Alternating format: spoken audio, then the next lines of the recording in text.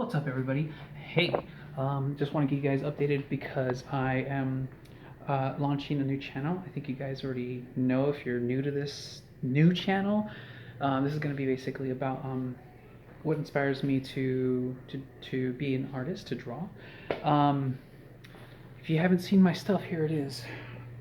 Amazing. I know, I know. You guys can send comments. I'll be flattered, and I'm pretty sure. But what inspires me to be an artist? And sometimes when you get into a rut, if you're a fellow artist and you're like, I'm stuck, I want to draw, I don't know what to draw, I don't know what to do. How do I get out of this rut?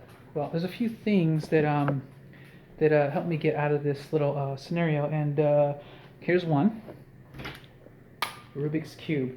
Now, I've only got one color, and I've gone to three, but trust me, having this thing around, it's like totally like gets your brain firing, even for writing, even for whatever. What inspires me is watching anime for the stories themselves, because a lot of those stories will not make a traditional 2D animation.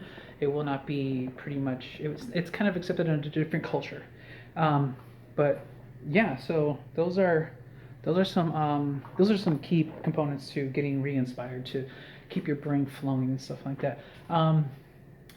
Another thing is it depends on what direction you're going. Like I like to do like what would kids like to see. So of course I use my daughter's artwork, and oh, let's check this out. It's got another one over here. This one right here. I have these ones.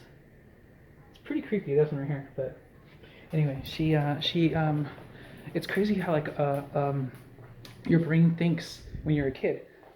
And I have a little section over here. This is some highly recommended reading material, and everybody's going to draw comics. This is the best one. How to Draw Comics from Wizard, and I have all these little tabs, practices on the human form, the face, the arms, proportions, and I highly recommend, if you can get a class where you do human figure drawing, that is the best. That is the best advice that somebody gave me as an artist and an animator, or into animation, storyboarding. Storyboarding is key because you're going to use that body in a lot of suggestive ways, no matter camera perspective, close up, the 3/4 view, profiles, camera setup, all that stuff.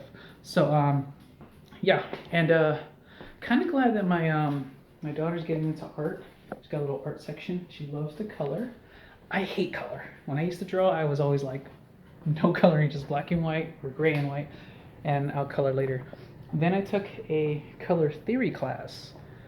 That changed my mind on everything. I learned about color scripts. I learned about the emotional changes that the viewer can go through when color is presented and used in a way that's manipulative. So your basic best example is from Pixar. It's called Up.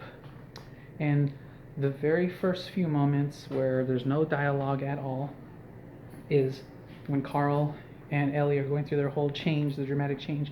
You can see the colors as they go through, from brightest to being the happiest to the darkest, when, spoiler alert, when she realizes that she lost the baby. All those are just dark pastel colors. And it's supposed to represent sadness and aloneness and sorrow. So, and it really carries over pretty well.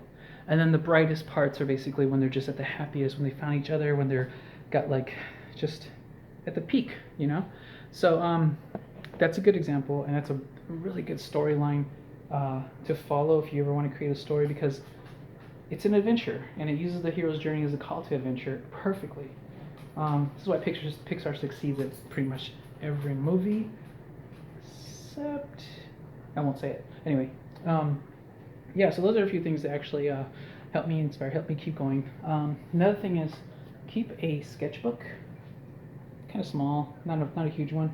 Keep it around, because you never know when the inspiration is going to hit. I swear, it hits you like a ton of bricks. It's pretty, yeah. A notebook, if you ever want to create some stories. I got a whole bunch of little ideas in here. You just keep in your back pocket, keep a pen, jot it down, you're good to go. Now the sketchbook, I'll just give you an example right here. This was one where I was waiting for my daughter to be born, and it says, this way anus, this way vagina. This is her trying to be born, so thinking about what a kid wants to go through the right air exit. So I wish I could read so that I knew which way to go. She has a little hard hat, you know. So, and I was just doing that. I was waiting for her to arrive, um, you know. And again, the inspiration hits like out of nowhere, you know. So always keep one handy. You can just doodle, sketch. You never know what you can come up with. You come up with some great ideas, some weird ones, but sometimes those are the best ones. So I'm working on a story right now through a kid's view, a kid's point of view, and we'll see how it develops. It's actually taking key components from my childhood mixed with my daughter's childhood, and I'm trying to see if I can marry the two and make it, you know, make it work. You know, there's a huge generation gap there, but if it's accepted, then I got a whole new series on my hands.